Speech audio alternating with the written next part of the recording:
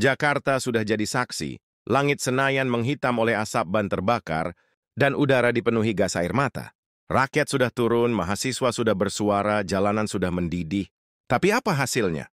Kata manis, janji klis, dan sikap lamban dari seorang ketua, DPR yang seharusnya memimpin penyelamatan wajah lembaga, justru mempertebal luka.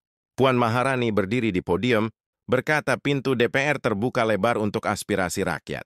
Tapi dari depan pagar Senayan, rakyat melihat yang lain. Beton kokoh dipasang, akses ditutup, aparat berjajar.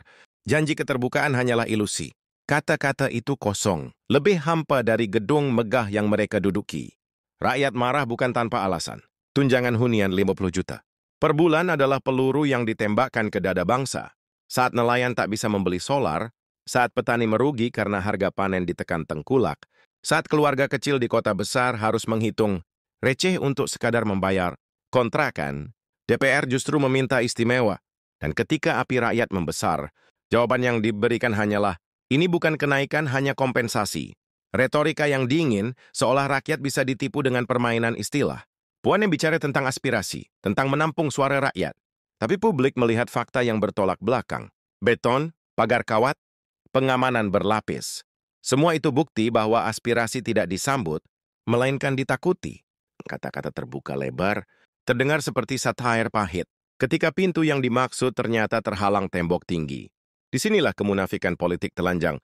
DPR ingin dipuji sebagai lembaga demokrasi, tapi bertindak seperti istana yang bersembunyi dari rakyatnya sendiri. Apa hasil nyata setelah ribuan mahasiswa bersuara? Tidak ada.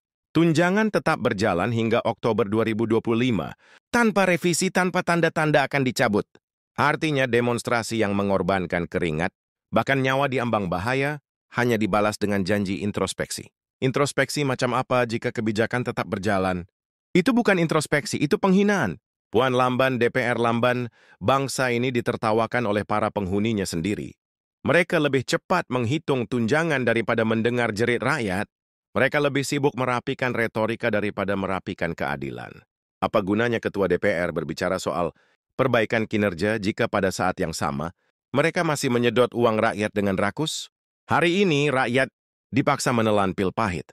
Suara mereka belum mampu meruntuhkan dinding tebal yang bernama keserakahan. Tapi ingat, suara rakyat adalah suara langit. Langit mungkin diam sejenak, tapi langit tidak pernah lupa.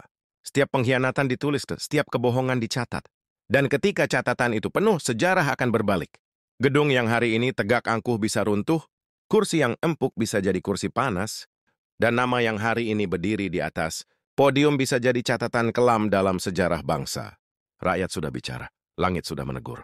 Tapi jika DPR tetap tuli, maka yang tersisa hanyalah badai. Suara langit, ketika rakyat tak lagi punya mikrofon. Bagikan jika kamu masih punya hati.